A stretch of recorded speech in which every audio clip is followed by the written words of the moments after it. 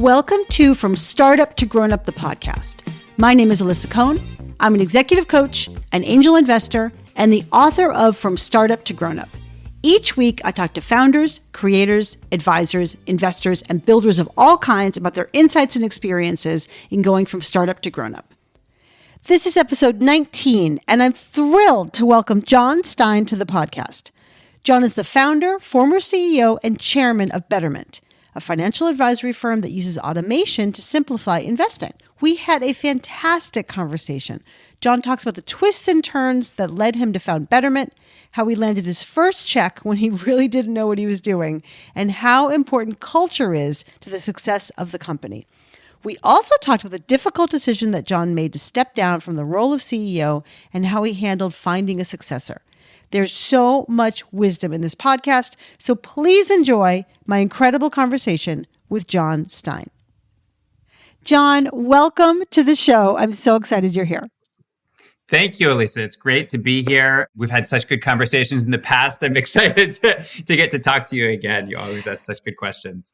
Thank you. I appreciate hearing that. And also, I was going to say you were actually in my book, From Startup to Grown Up, I interviewed a number of founders, and Jon, you were the very first interview I did for my book. I know, I didn't tell you that, so I wanted to pretend. I wanted to pretend I was so experienced. I know, but you were the very first person I interviewed for my book, and I just want to say thank you for your early support of me and of the book and of the work.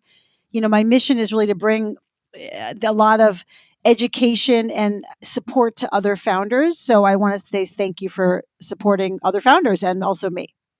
Well, it's an honor. It's a fun thing for me to get to do. And it was exciting to be a part of it because there's so many people who are smarter and cooler than me who are also in that book. So, good group. Well, as I was researching for this sort of round two conversation, I realized that we both won writing awards. You won an award in 8th grade for writing, and I won an award for a college essay contest in 12th grade. And when you were younger, you thought you were going to be a journalist. Is that right? So how did you dig this up? It's true, but this is not on the St. Mark's School of Texas website, the 8th grade writing award. All right. So I did win that award. At that time, I was, no one knows I guess some kids know what they want to do. I certainly was far from knowing what I wanted to do when I grew up. But I spent a lot of time back then with the student newspaper. And I loved that. I enjoyed getting to interview people. I enjoyed something about it. And so I spent enough time that I became the editor of the paper. I loved the writing, and I interned at the Met, which was one of these like arts and entertainment weeklies in Dallas at the time. And I just thought everyone there was like the absolute coolest people in the world. And I wanted to be like them. And, they were, hard drinking and hard partying and just knew all the shows in town. And so I applied to college thinking I'm going to be a journalist and this is going to be it. And I got there and I started working for the Harvard Crimson in my freshman year. And they were super cool too. I was like, oh my God, like these guys are fun to hang out with. But and they gave me a column, but I just got sick of the writing. I got disengaged from it. And I realized, processing all that and kind of like trying to figure it out, like why I wasn't all about it anymore, I wasn't running the show. I wasn't managing the team. I was just kind of like a small part in this much bigger machine.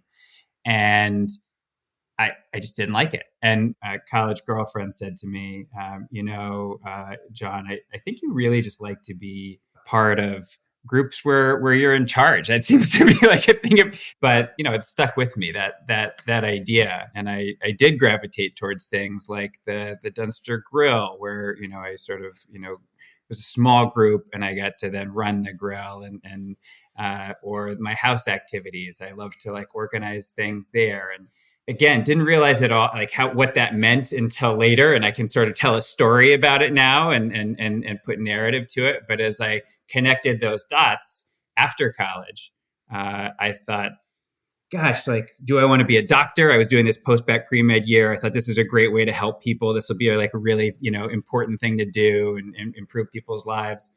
But I didn't like blood and I didn't like working in the labs. And I was just like, so what should I do?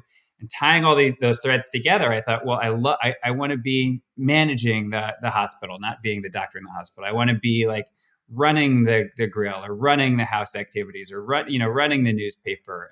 So maybe I should start a business. Maybe that's like what this means. But I'm not such a leader. Like I don't know if that's me.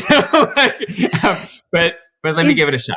Is that what you thought? So I'm so curious about that. There's so many things about that. Like, first of all, that your girlfriend was able to see that in you. And I think what's really powerful, we have people around us who can kind of be our mirror for us and give us a self-portrait that we don't ourselves see. So that was really a gift she gave you. And then, I mean, it's so fascinating that you were clear that you liked journalism until you didn't. You probably liked the food, the grill, until you didn't. And what the common theme was that you liked running things and having small groups of people around you. But was it that conscious? Was it sort of, oh, I know that's what I like, so ta-da, I'm going to start a business? Or was it a little more complicated and maybe time consuming than that? I had it was a tough year for me. I remember piecing this together in the year after I graduated. So at that time, I was doing this post-bac pre-med program still at Harvard, and I was living close to campus. And if like a good 25% of my friends from college were still like right around that area. So like it was like, sort of like a post-bac year. I mean, it was a continuation. And there were fun moments, but I was living on my own, right? I wasn't living in the dorm with everybody else. Mm-hmm. And I've never since then lived alone again, because I just felt like it felt very isolating to me. Like it wasn't great. And I was meeting new people and on my classes and everything, but I just wasn't and I was engaged in the science, but I was like, I just don't know if this feels like the right path. And that year, I started seeing a psychiatrist in Boston.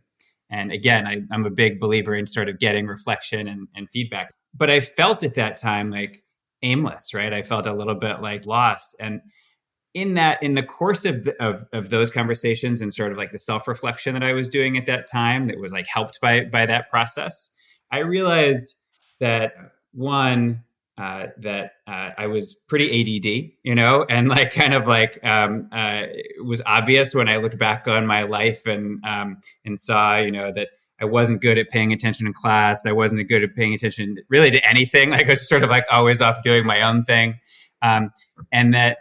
And it was going to be hard for me to sort of like organize my time and plan around like someone else's direction of like, here's what you should go and do. And I would have to be kind of more self-directed and follow my own nose. And I was laying in bed one night, I remember, and I had this painting of a harbor across from my bed. And I was sort of like looking at it, and it's titled The Distant Harbor. It's by Dutrelot. And I was just like, sort of like somehow imagining in that painting, like the different future paths I could take. And I saw myself in this doctor role. I saw myself as a teacher. I was just sort of like playing each path out. I knew it was business. It kind of came to me, and I was putting together this thread of, oh yeah, I like all these things. Like, but what is business? I have no idea like what that means. Like, how will I go about doing it? So I moved to New York once I finished my classes, mainly because I had a lot of friends there, and they seem to be doing business or whatever. Right. You moved to New York, the capital of business, to discover what is business. What is business? Yeah. Well, that's fascinating. I mean, and it's so interesting that you had the painting there to inspire you to really play out forward. There's an exercise that I regularly have my clients do, which is to think about my best possible life 1 year in the future or 3 years in the future, and to write that out. And in some ways, you spontaneously came up with looking at the painting and kind of playing out the different elements of your life. And then you came to an understanding that you like this thing called business. And did you then seek out what business was? I mean, I am curious now if you want to tell the story about how you really decided to found Betterment. Yeah, that's exactly right. Then I thought, well, okay, well, let me go figure out what business is. Both my parents were city planners, and I grew up in Dallas, Texas. There's not a big financial services industry in Dallas. There's other things, but not that. All the banks closed there in the 80s, basically. Maybe some are open again now. But anyway, right. Times have changed. The first thing I did was I got a job from a friend who was doing some consulting work, and it was a bad job. It was the office was right across from Grand Central in an ugly, kind of smoke covered, skyscraper, like old brick building. And there were a couple of people in the office, but I was mostly on the phone with a team in Poland. I had some like researchers there, and we were just combing the internet for data about our client, like IT clients, and we were telling them who else was selling into these clients so that they could kind of like do the right partnerships and have this information when they were going in to do sales pitches, something like that. And it was like I was like sort of automating process and making these like decks very, very quickly. And it was just a placeholder job while I looked for something.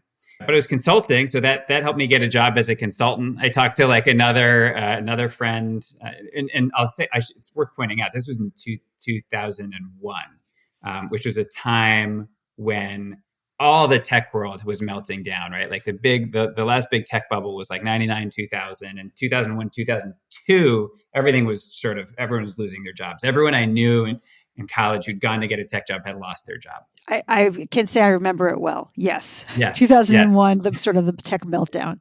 Yeah. Yes. So like that was like I had no idea about going into tech. What was doing well was financial services at that time, right? It was sort of booming. And although I thought financial services was kind of gross, like my friend's company, which was focused on financial services, like he was a consultant there, he seemed to be really happy. He was traveling all around the country and around the world for clients. And so I went in and interviewed, and fortunately, although I bombed the interview, I remember the partner telling me, well, that wasn't compelling. Wow.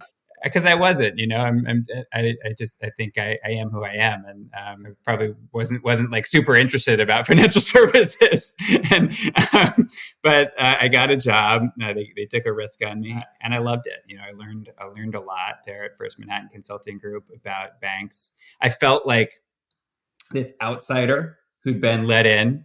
I felt like a lot of my colleagues were like, yeah, like we want to work in financial services. Maybe they didn't, but this was my own internal sort of narrative of like what was going on there, right? And that I, was different, and I was there as like this renegade who was like going to learn about this thing and then ultimately start a business. I had that idea, I think the whole time, and then I was looking at opportunities. I had a lot to learn, so I spent 4 years there, and then I went part-time. Because I told them I wanted to start a business and I needed capacity to do that. But part-time is hard. And I ended up kind of kept getting sucked back into, projects and they wanted as much time as they could get. So then I thought I either need to quit, or alternative two was go to business school. And, my family and all the people I talked to were like, John, just go to business school. Like, it's a great opportunity. Like, you can do the business there.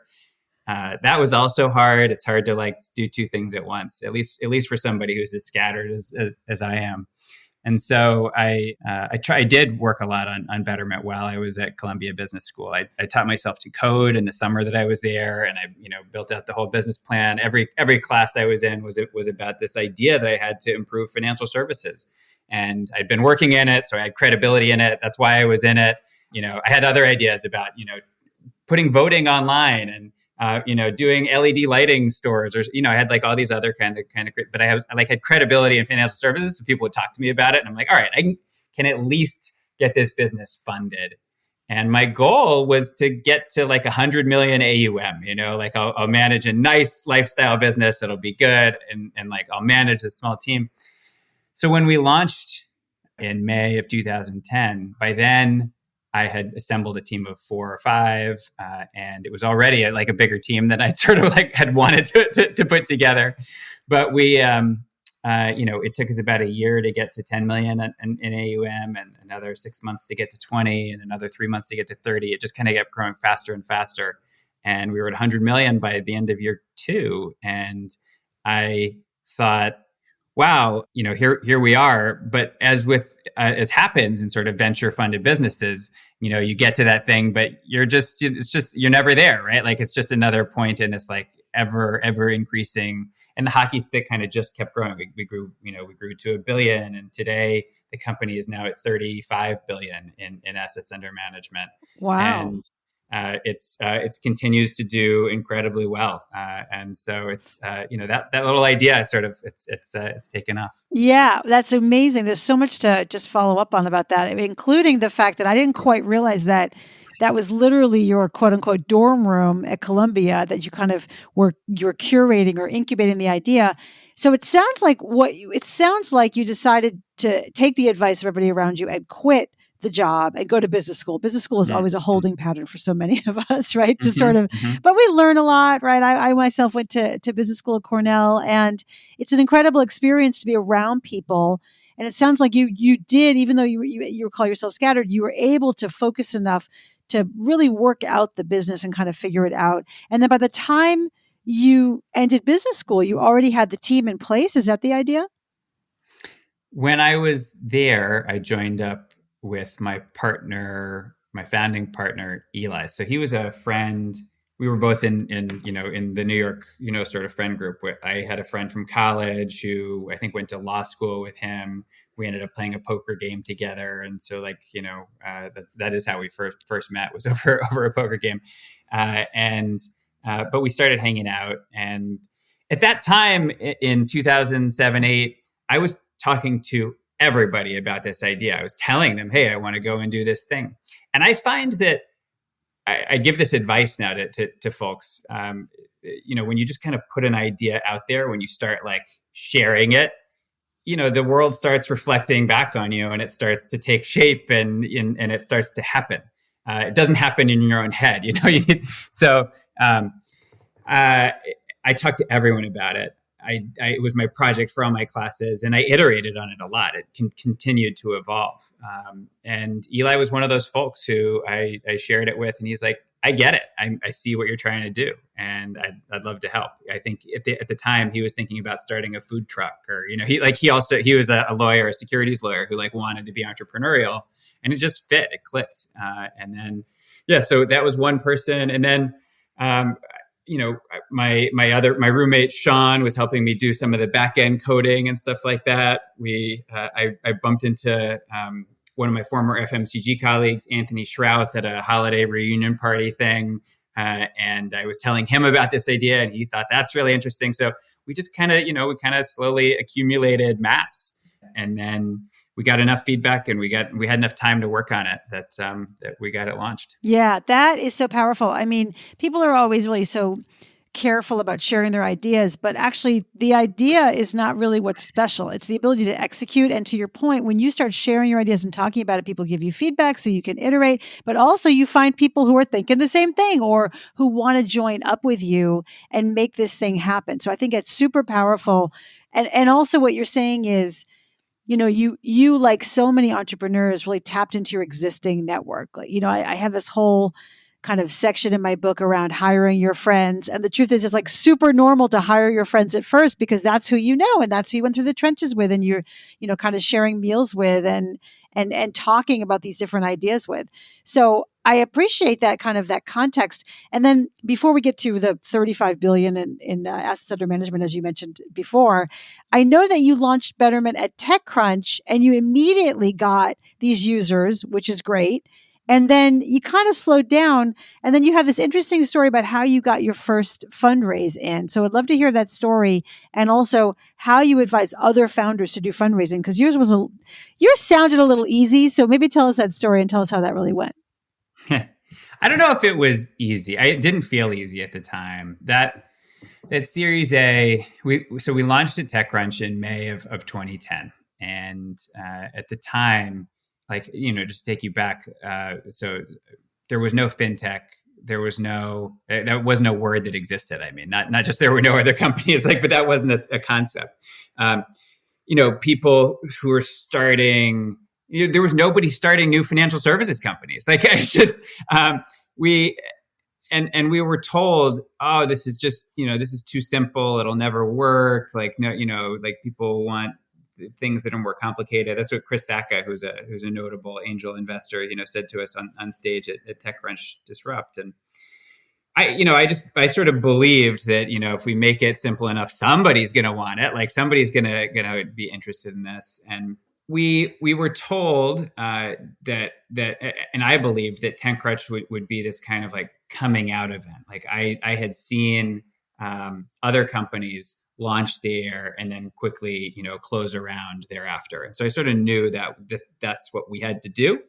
At that time, we had asked our employees, we asked Anthony and Kieran to buy shares of the company. And I and Eli also bought more shares of the company. So we were putting whatever savings we had into it, but we were doing that to pay them their salaries, which were already low because they were mostly earning equity, right? So it was lean. Like we needed cash, and that we went to TechCrunch. We started talking to all the investors there, blah, blah, blah. And everyone's like, great, send me your one pager, send me your deck. And I didn't have any of that stuff. I was just talking. I'm doing what I'm doing right now. I just talk. And so I felt really ill prepared for actually fundraising. And over then the next month after people stopped calling us back. We talked to, a dozen investors and everyone's like, yep, that's interesting, but it's a little early, call us in a few months, right? Like no, but we don't want to say no kind of thing. And we took that time to put things together. And at that time, I was lucky in that Eli, I think, reached out to Lowenstein Sandler and our attorney there said, oh, I know a few like investors that you should chat with. And I think Bessemer was the first investor that he put us in touch with. We went to that meeting and we went big. I took all of the team. I think all four of us went out to Larchmont, which is like a train ride away from Manhattan. It's not like traveling across the country or anything, but like, I just wanted to make sure we represented the company as best as possible. And we did. I remember at the end of the meeting, Rob Stavis from Bessemer said, well, we've been like looking for a company in this space of what should I do with my money for a couple of years. And I think this is probably the best one that we've seen. And we'd like to support you. We'd like to write a check. And we've been looking for $1 million. And he said, well, how about 3 million? And I just thought like, oh my God, that's so much money. Like we'll never use that much money. It's just such a different time because today, a $3 million is like, that's half of a seed round, and this was our Series A, so times have changed a lot. Yeah, that's for sure. Now, I just realized we haven't really clarified exactly what Betterment does. So maybe you could just give us a little précis and background on. So like when you say the space is, what should I do with my money? And it's also the fintech space, kind of connect the dots for people who don't know about Betterment. Betterment is the largest independent investment advisor. We help people manage their money smarter. We serve about 750,000 Americans, and they come to us most often when they have been managing their money on their own for some time. Maybe they're doing some trading elsewhere, but then they come into enough money that they realize maybe they could be doing it better. Maybe they're not, optimizing everything. And I'm an optimizer. We're a company of optimizers. We do all the tax management. We do all the forecasting and planning and goals and auto allocations and move things around to take advantage of the different account types for you automatically, all without transaction costs, all for less than a typical advisor would charge. So Betterment charges about 25 basis points of AUM per year. A typical advisor would be 1% or 100 basis points, which is a lot more. And it's a great product. It's really the best. I just like to say it's really the best thing most people can do with their money. Yeah, and using technology. That's how you are able to do those things automatically, right?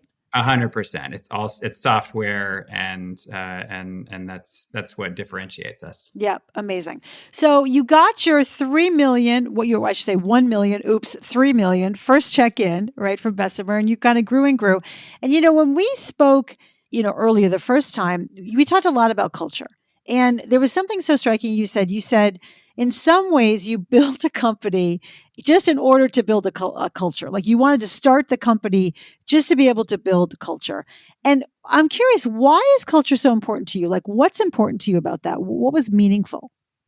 I loved building the team. I loved being with the team. If like just thinking back on all those stories I was telling earlier about my college friends or this or that. Here I was hired a lot of my friends, and I'm not saying people should only hire their friends. I think you've got to hire a great team.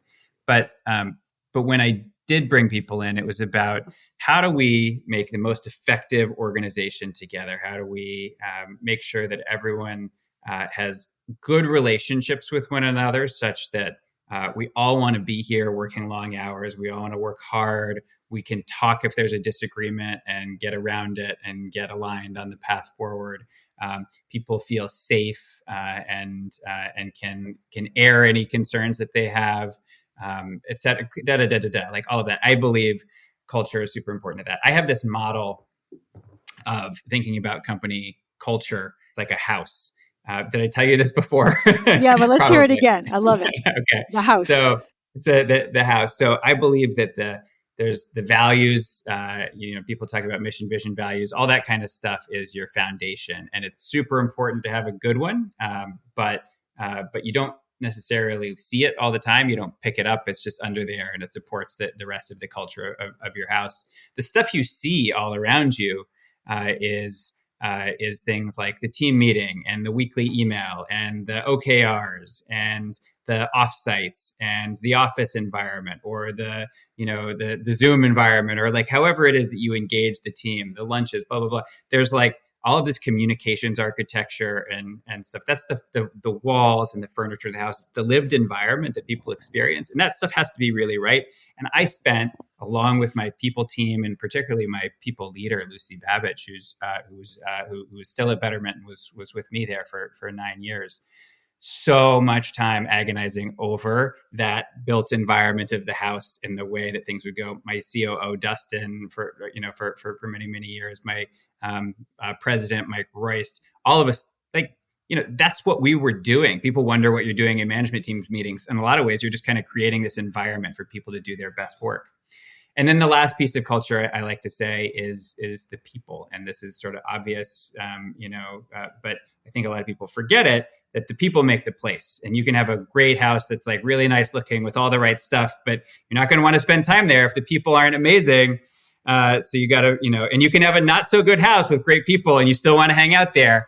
So the people make the place and you got to hire amazing people to have a great culture. Did you see business results coming from building that kind of a culture? Like how do you kind of quantify that? Or how would you tell other founders that the culture is both wonderful and important to have a great place to work, but also really accrues value to the business? Absolutely, we saw business value to it. I mean, for recruiting purposes, it was great. People would say, "Oh, I've heard amazing things about the culture here. I want to work here for that." And it's a place where people would be given clear feedback and promoted, and could grow and could work with other really good people that people they wanted to work with. People raved about the trips that we would do together, and like when they would think back on the year. The way memory works, right, is you sort of like have like these like high points that you remember and like sort of like, any experience you basically remember like that, the high point and the end point, right? Like that's what's salient.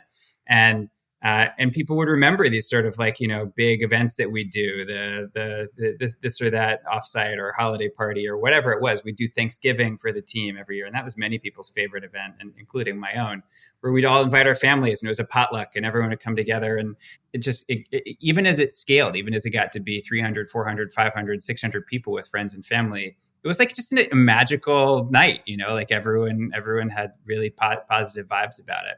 And they remember that and would tell their friends about it. They would invite their friends, they would invite their parents, and you just sort of like create this environment that people want to be around. So it's great for bringing people in. It's great for retention. It's great for culture building, all the kinds of things that, like you need this great culture in order to produce results. And so I spent a lot of time thinking about that. Yeah, I totally agree, especially these days in the war for talent. It's so important. It's so interesting how you had, your Thanksgiving is like a recruiting event in some ways. So you brought people into the We into the did. house, so to speak. I Yeah. would interview people and they'd say, "Hey, do you remember like we met at your Thanksgiving party a year ago?" And I'd be like, "Yeah, well, no, but yeah, like great, like I'm glad you were there." So that's great. And you built Betterment to this wonderful point. And then in December 2020, you stepped down as the CEO of Betterment. You're still, if I'm not mistaken, the chairman of the board. And I'd love to hear, I think everybody would want to hear, tell us about the decision to step down. How did you think about it? How did you decide to do it? What was in your mind? These things are always complicated. There's always a lot that goes into it. But for me, I'd been thinking for some time about maybe I'm not tied in here forever, right? I remember I have this Venwise group. What's Venwise? Venwise it's like it's a New York tech centric YPO equivalent, right? It's a Like a group of YPO. yeah, it's like a group of founders. I've got a really great pod, as we call it, of 6 or 7 other founders, and we meet every 4 weeks. And and I still meet with them, right? And like they're a great group of friends. And I was joking with Eric Schroeder, who runs Venwise. I was doing a talk for him just last week, and we were joking. I was telling the other folks on the talk, like I used to loathe coming to like these Venwise meetings. Sometimes I'd be like, "Oh, I am so busy. I do not have time for this." But I would get there, and every time I would leave thinking, "Oh, thank goodness I came, because that was just so valuable. That was worth it." It's like working out or something, But what I loved about that was it was like the humanity of it, and like the sort of like seeing in other people's struggles some of my own struggles, identifying, being able to being a CEO, as they say, is a lonely job that means different things at different times. But like just being there with other CEOs who get it is super valuable. And one of my dear friends in that group, continue to advise aside from that group today, is said, I think I'm going to step down. And I just remember being like shocked by that, and he said, yeah, like and he agonized over it a bit. It was hard this was like a year-long process. But eventually, and he was like owned by private equity, and it was complicated, and, they didn't want him to leave. And it was, there's always all these financial implications and cultural implications. And he left, and he felt like, I remember him saying, I'm not an indentured servant, like I think I want to do something different. And I couldn't believe it. And then another of my dear friends in the group, he was a serial CEO, was running a second company. He was forced out by his board, and that was another whole like traumatic thing. And we sort of like worked through that with him. And this is over like the 2 or 3 years before I kind of like made my own decision.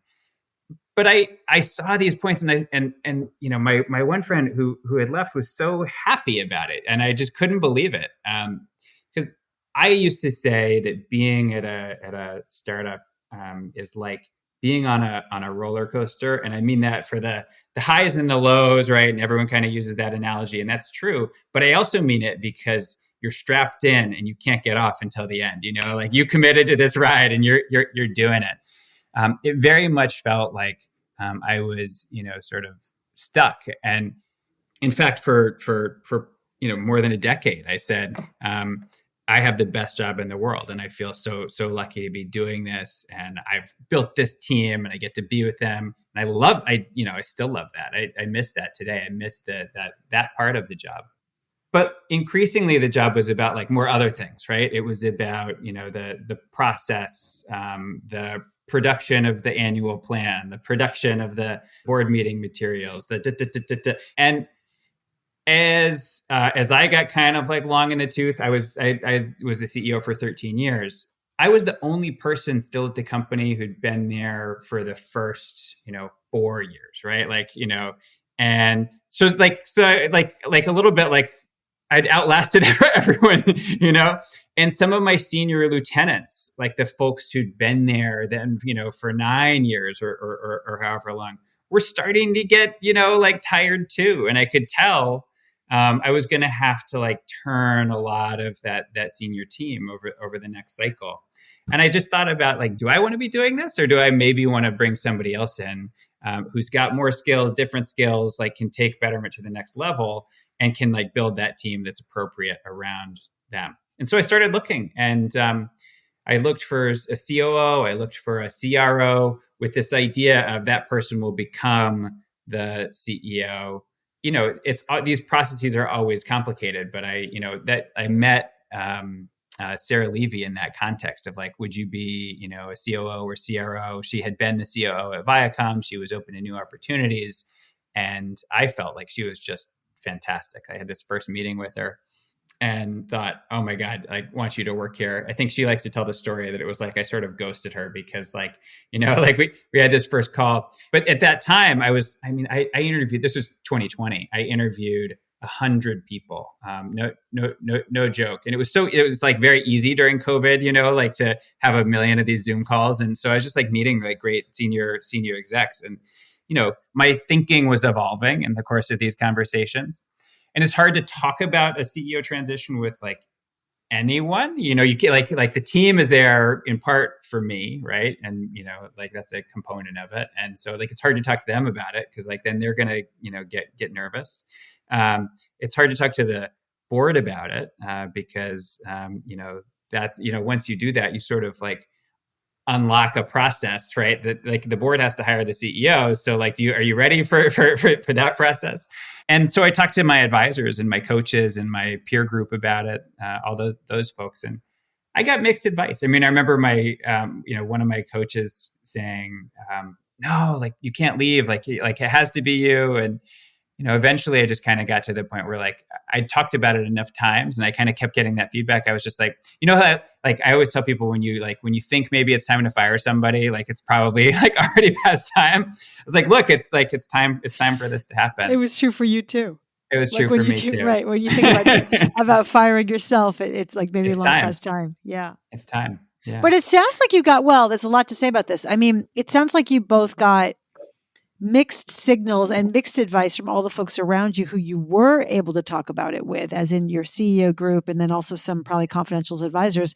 And then to your point, you're keeping it locked up from the people you interact with day to day. So your team and certainly your board, you can't start, to your point, you can't like talk about it with them, because if you do, you're going to maybe sow the seeds of doubt. And certainly with your board, they're going to know that that's what you're thinking and start the process. And in some ways it's out of the bag, but it sounds like you were able to talk about it enough to get yourself comfortable with it, because part of it was your inner voice. And as you gave that expression, you were kind of getting more and more comfortable with understanding your truth, coming to your truth. Is that right?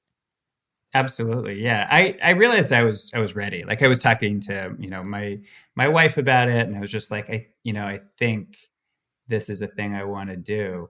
But it's not without mixed emotions, right? It's not without this feeling of obligation, right? I feel like guilt, right? Like to be leaving behind this like amazing company that I've built, even if I do, like continue to serve as the chairman, continue to care a lot about all these people, continue to spend a lot of time with all these folks. My stress levels are like way lower than they were a couple of years ago. And I feel guilty about that, like the team is all still like cranking away and working so hard. And it doesn't quite feel fair, but I got there. and listen, and the, like when I did start talking to the board about it, initially there was resistance. Then like all these things, like it's complicated. Then they were like, okay, well, like if we're going to do this, we're going to do it. And that was complicated. And, when you say complicated, what do you mean complicated? I had to convince I don't know if I had to convince them, but I had to I remember there was a question of whether I should chair like the search committee for my replacement. I was like, I think I should, and like, but that's complicated because like, is that the way these things usually happen? Probably not. And then I remember just who and how. Like with I love Sarah from the beginning. I really thought that she had the full package beyond, right? And we were lucky. I mean, maybe it wasn't just luck, but I brought her in to start working with the team. I hired her as a consultant, and I had her run our annual planning process. And when I did that, I think that not everyone, but maybe some on the board might have had some skepticism about whether she could, rise to the challenge, right? And it was obvious to me that she would. But like, let's test it, right? And so I had her run that process, and she just killed it. She did a great job running. And again, COVID helped here because like I had her in every meeting. And I think not everyone in the company saw that because it wasn't like, oh yeah, she's always with Jon. Like, what's going on with this consultant? It was like I brought in a couple consultants at the same time. I had them like doing different things, and like only the people who were in the room knew, and whatever. So, and she's worked out so great, and that really helped to convince and get rid of any skepticism on the board that she was the right fit. We did have to go through a process there. We did have to interview a bunch of candidates, and there were some other great ones. But ultimately, I feel like we landed in a really good spot. I'm still so interested in your decision about stepping down because I will say, in addition to your feelings, this is really your baby and maybe some feelings of guilt, but also knowing internally that this might be the next step for you. There's also something about I think status, about, if I can say so, like going the distance, like bringing a company to IPO or having some sort of exit. And I think there's in Silicon Valley, in the startup world, there's a lot of pressure about that. Did you feel that pressure? Like somehow giving up was giving up? Or how did you see that? I felt some of that. But I don't think I didn't start the company so that I would IPO it and be the CEO of a public company or something like that. It wasn't like the original intent. It's like playing a video game. Like once you get into it, VC is very much this thing about, there's incentives and there's a set of rules and it's all kind of similar across companies. And you're trying to get to this next thing and it's like your score is, your valuation or, and you're trying to get to like this IPO and do the right things in the right sequence. And I don't know, to me, like, probably part of the reason I felt like, well, maybe I shouldn't keep doing this was like a growing sense that like, I actually, this is all great, but like, there's a lot more to life, I have a family and, I have two kids now who are 5 and 7 and, they were just getting to an age where I really wanted to be present for them. I wouldn't say this was like the one thing that was like in my mind all the time, but it is absolutely true that like during the pandemic, we were all living together, obviously, and sort of like holed up together out here in Pound Ridge. And we started having dinner together every night. And I realized that I hadn't been doing that before. I always thought I was like, I was at dinner with my parents every night. I always thought I was doing that with my kids, but just the contrast was so obvious. And I was like, wow, this is amazing.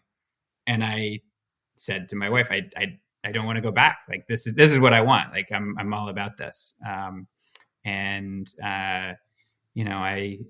feel really happy to have this time, to continue to have this time with them, where they're at such a wonderful and impressionable age.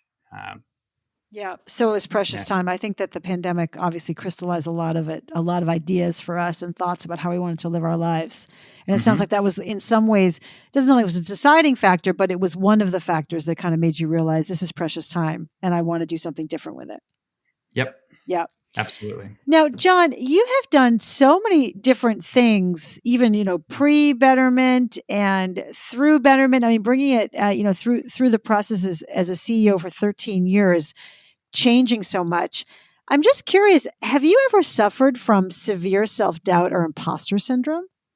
Oh, yeah. I was talking to a coach recently. I asked her what she likes about it. She said, I really hate the conversations where I'm having to like help somebody who's on a PIP or whatever. I love to help the normal people. And I said, and what is it that you talk to them about? Like, what are those sort of like, normal conversations? And she said, most of it is people feeling imposter syndrome. Most of it is people feeling out of their depth about whatever they're working on or they've been assigned, and just like how do I navigate this. And so I'm doing a lot of encouragement and kind of like building people up and reflecting back to them that they can do it and they'll figure it out. And I was listening to her and I thought, gosh, I never felt that way. Which I don't know if that's hilarious. Right. Not a normal person. It's also not a normal person, Jon. I think I always was like overly self-confident and just like, like I'm just sort of a glutton for punishment. I'm just like, I'm going to go and figure this out. I'm going to go and do it and whatever. And I'll get it wrong and I'll get it wrong until finally, like, everything aligns and, oh, that's what I should have done. With Betterment, I really thought I have a business plan to prove it, and a financial model to prove it. I really believed that I was going to be the only employee. I just thought I was going to like build this thing. I'd do all the tech. I'd set it up. I'd figure out some online advertising, and like, boom, I'd have a business. And I got to tell you, like, I'm doing the same thing again with like these ideas that I'm into. Like, I know that I need a partner. Like, I know that any business like doesn't really happen without like a partner. Like, you're much more likely to be successful. But the way that I think about it is I'm like, okay, well then I'll just, well, I got to go talk to that. I just got to go figure it out. Yeah. So I don't know. I like to try things. I like to do stuff. And, but ultimately I guess the moral of the story is, nothing actually happens until you find other partners and people to help make it real. Help make it. Yeah. That's amazing. Okay. So now I want to ask you some tactical questions. It's great that you're advising new founders. I'm curious, founders have a steep learning curve when it comes to hiring. What is a practice that you have developed or learned that you think is like a great practice to help you hire better? I spend a lot of time talking to these folks about hiring. I like to say the two topics that I'll spend time on with people the most are product strategy, by which I mean, what are your competitive advantages? How are you differentiated? How you make sure that others can't copy you and you'll have sustainable advantage, blah, blah, blah. And then the org, hiring, retaining, motivating, culture, like how do you build the org? And so for these early stage companies, so much of it is about hiring. And so it's most often these conversations are entrepreneurs telling me, I have this real challenge and it's maybe in my, engineering, department, and this person, and they're like, maybe I need to hire another engineer. And, sometimes these companies are like, let's say they're 15 or 20 people. And I'm like, have you thought about hiring like, a head of people, or have you thought about hiring an EA or a chief of staff or a recruiter? And those are very often like the roles that I'm encouraging people to go and hire to scale themselves, right? To help get themselves out of the way and unblock hiring and unblock great people ops. This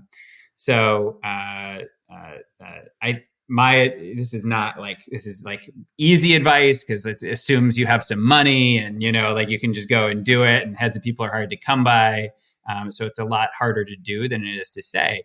But my advice oftentimes these days is get that great head of people in, or, if you're even before that, make sure you have an internal recruiter. Because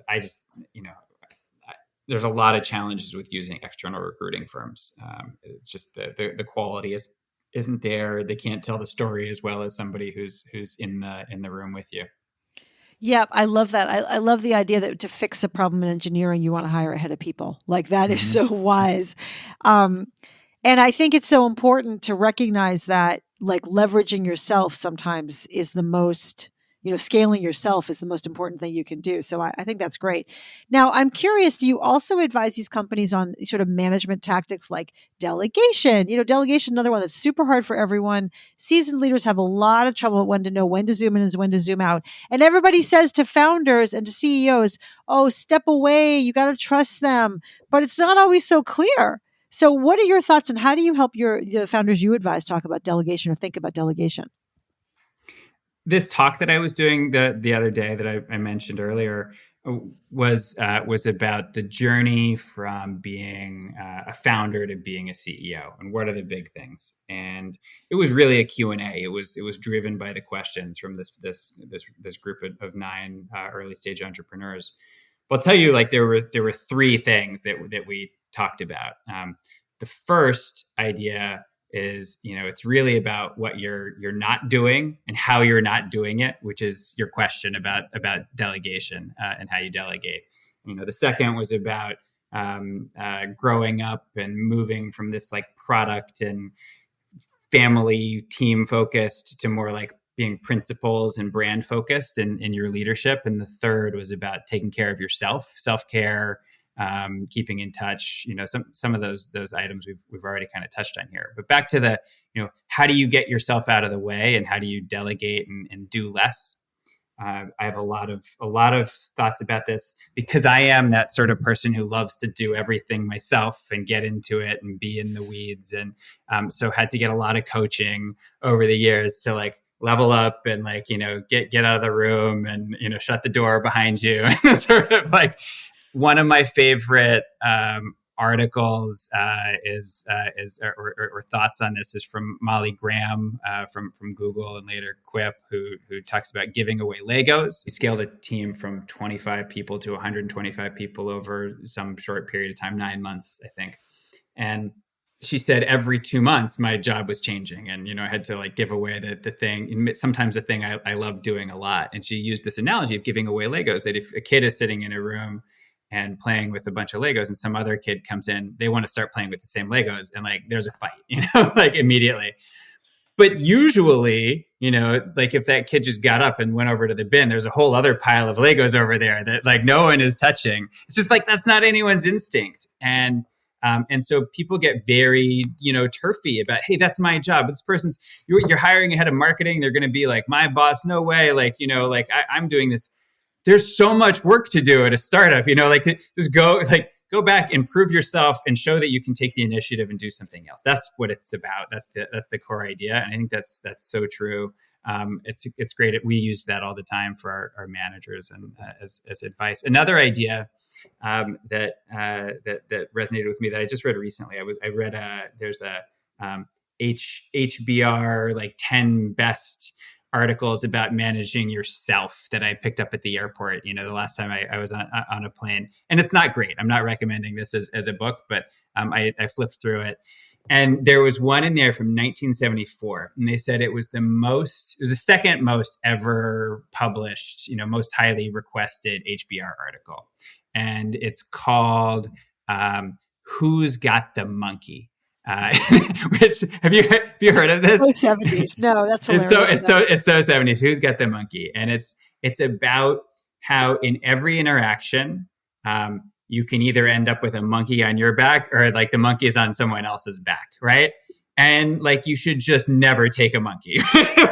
like if somebody comes to you and is like, never say, great, I'll like get that back to you or follow up with you. It's like, great, why don't you like go and do that thing and tell me when you need something from me.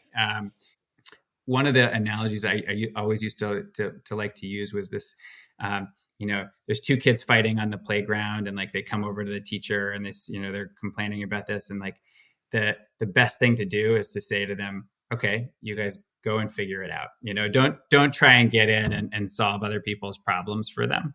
And, it was funny because our girls were fighting the other night and I kind of like relayed this and I'm like, I said to my wife, it's not as though like every like, family, like dynamics problem is also a business problem, but this one, this one feels like it has some parallels. And I told some stories about employees that I had who just like weren't getting along. And I would say to one of them, okay, well, why don't you go and talk to the person about it? And the other would come to me and complaining like, oh, and I'd say, well, go talk to them about it. But they just wouldn't. Like I realized like they weren't actually communicating. They were just complaining about each other. And I finally I just booked them a conference room for an hour and I like watched them go in and like sit down and like, it was clearly like, it was like tense. I wasn't in the room though. Right. Like I was just like, I knew that like they were going to go and have a conversation. Right. And I don't think they were like best friends after that, but like they stopped complaining about each other. They got along, like they were able to work together effectively after that. Anyway, I think that there's so many tricks to delegation and kind of getting out of the way, and just constant iteration and remembering that you've got to scale yourself. I used to say I'm trying to hire myself out of a job. I said that all the way until I did. And, like I'm just, whatever I'm doing, like I shouldn't be doing, I need to find somebody else who can do this thing so I can think about like the bigger picture and so right. on. I love that. I had Sid from True Pill on the podcast, and he said, I get so much satisfaction from solving problems. And I realized that when I solved a problem, it was a failure because I should have had somebody else solve it, right? It was a sort of a failure of mine from a leadership perspective that somebody else should be doing that. I also, Jon, I love that your talk was focused on those areas. Of course, my book From Startup to Grown Up is focused on the areas of managing you, managing them, and managing the business, which is really what you're talking about. Mm-hmm, mm-hmm. And those are the areas, right, that it takes to grow from founder to CEO. And certainly from any founder to any kind of leader. So I love all that. And I especially love that what I have found to be true with all of my 20 years of coaching experience is when you're a parent, your skills at parenting are relevant for the workplace. And when you are a leader, your skills as a leader are relevant for the family. Mm-hmm. You discover that too. Totally. I love that. I love that. It's all just people. It's all just people. It's all just people with all their people-y stuff. Totally. So just a few more questions. I'm curious, what's some of the best advice you've ever been given? Oh boy. What stands out to me is like, I remember when I was still a consultant back at FMCG, I went to like one of my high school alumni, like they had a happy hour, and I talked to somebody. I don't remember his name. He was like this older guy, right? And I remember I was telling him about Betterment. I was telling him about this thing that I wanted to do. And I remember him saying to me, just like, pull the ripcord, man. Like, you got to go and do this. Like, you seem like really like ready to do it. Like, what are you waiting for? And it's funny how just kind of like that objective outside opinion like stuck with me. You know what I mean? Like, this is somebody who didn't know me at all, but really kind of gave me like a kick. And I talked to lots of other people who I did know who were like, you have a pretty good job. Maybe you should keep doing that or whatever, or go to business school or whatever. And I'm glad I did go to business school, but I love that advice. I remember my co-founder, Sean Owen, who would say, why are you spending, Jon, all this time like figuring out like what the in-app guidance is going to look like? We don't even have like a sign-up process yet. Like, you got to start with like the basics, and like do. I have this tendency to want to go like, down into the thing and like make it so good. I'm very producty in that way. And I think that's important. I think we would not have been successful without all of that stuff. But also, like, Sean was right, like you got to focus on making it real and making it, first, as my COO Dustin used to say, like, we build bridges first by stringing a single cable across, and then winding wire around that and hanging things off of it, not by like 1 foot at a time going across. So kind of doing like the simplest MVP all the way across is an idea that, a couple of people have given me advice on that I think is really stuck with me. That's really well said. Now, what do you wish you had known earlier on your journey, Jon? Hire more folks. I mean, I got that advice. I maybe just didn't take it. Firing can be built as a muscle. I think one of the companies I'm advising just now, the CEO said on our last board meeting, we've got it now. We fired 3 people in the last 2 quarters. And in every case, the organization has breathed a sigh of relief afterward. And we found replacements, and we've leveled up our process, and we realized that, we were carrying this dead weight. And I think we finally are starting to build a muscle around recognizing like when we need to fire people and get it done. But I acknowledge that I didn't do this quickly enough. And even though people said to me, like, you should go ahead and do this. And I felt lucky to have been like one of those people, sort of like, encouraging, like, rapidity. But that's something I learned along the way. And I wouldn't say I don't think that comes naturally to anyone, because it's so hard to hire folks. It feels really scary to let them go. That's another thing I have to do. It's another thing on my plate. And this is one of the reasons why I encourage folks so early on to build that hiring muscle and to build the HR muscle, because it gives you the flex and the ability to, won't be necessarily all on your plate. You'll have partners and like continuing to build the team so that you can continue to optimize and build that firing as well as the hiring muscle. That's so true. And so many founders come to that. Leaders come to that. And it just takes some time and experience. Totally. Now, Jon, this may be, in fact, some of the same answers, but I'm curious for my last question. What advice do you have for other founders as they embark on their journey to grow into leaders?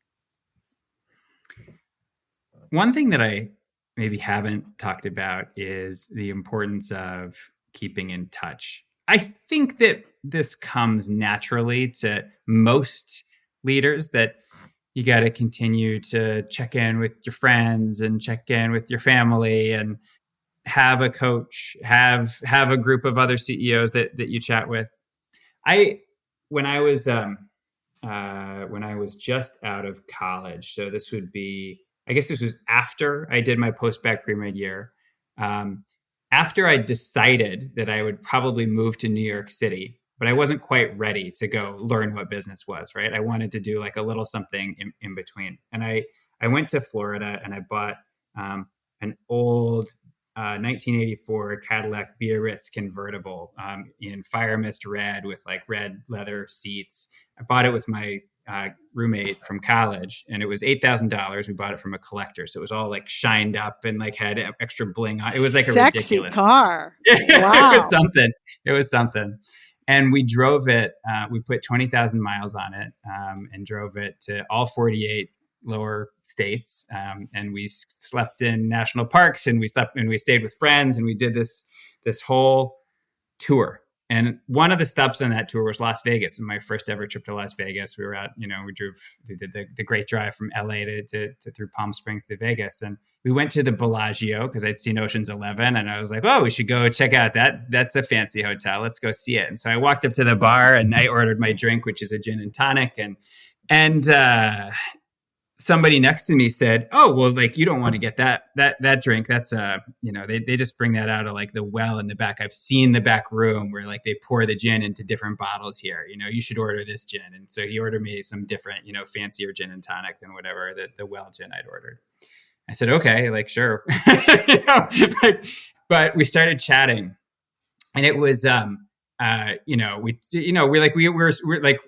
roommate and I were kind of like, characters, I guess. Like we're on this big road trip, so we have a story to tell. And this guy was a real character. It was Jeff Skilling, who was one of the founders of Enron. And wait, you ran into Jeff Skilling in the Bellagio? At this bar, and at the Bellagio on your road trip in Vegas. That's quite interesting. Okay, yeah, keep going. We talked to him for 2 hours, and he did most of the talking, right? Like he was telling us about how he wanted to run away to South America. He'd already been like indicted, and it was things were not looking good. There was a lot of bad press about him. I knew who he was. I'd read the Powers Report. Like I was like into that story. And I had owned Enron stock. I bought Enron on the way down. Like this was back in like that year when I was kind of doing all the things that I knew, like the opposite of the things that I learned in college. I was like trading, I was like actively managing all my money. And those experiences led me to start Betterment later, but I digress. I knew the context of this guy. I'd owned his stock when it went to zero. And, he was just saying, we're going to escape. We're going to get away. I'm going to take my son. We're going to go. I'm going to paint a red cross on the side of like this white, like Tahoe that we have or whatever. And like, we're going to go across the border and get to South. And I asked him about like his experiences, and like, it was evident. I mean, he said, we didn't do anything wrong. like we were making so much money, he said. And like if it only weren't for those like stupid regulators, like we would have like, we'd still be getting away with it. It was like that Scooby-Doo ending kind of a thing. It was just evident. I was like really fascinated by him. And, you know, he really didn't believe that they'd done anything wrong. And what I realized was that he totally lost touch with the outside world. Like anybody in that role, if you just talked to somebody and said, like, does this feel right? Like, does this seem like the you know, it's obviously like, no, they're like robbing people, you know, who are paying for their gas and they're shifting it around to inflate the price and defrauding people, and defrauding their investors and defrauding their employees. And like, but, you know, like there were lots of bad things there. But if you're inside the walls and only talk, it was evident that he was only talking to the other, you know, sort of senior execs there. Like everything's going great. Like we're just, you know, like let's do it again. And so what? You know, like this will be fine. You just got to keep in touch was my lesson that I took away from that. And so kind of checking in with the real world outside of your company, outside of your investors, you know, go out and see what real people are doing and think. Back to normal people, I guess, like we talked about early in this podcast. Mm-hmm. Keep in touch with normal people and stay connected to to reality, grounded in reality. Jon, what an incredible conversation. Thank you so much for joining me today. It's super valuable. I really appreciate it. It's my pleasure. It's always fun to talk with you. You still ask the best questions. It's fun to go deep and to get to share some of my stories. So thank you. Thank you. Thanks for listening to From Startup to Grown Up. If you like what you heard, give it a review on Apple Podcasts so other people can find it. And if you know of a founder or someone else who is meant to be on this podcast, drop me a line through my website, alisacohn.com.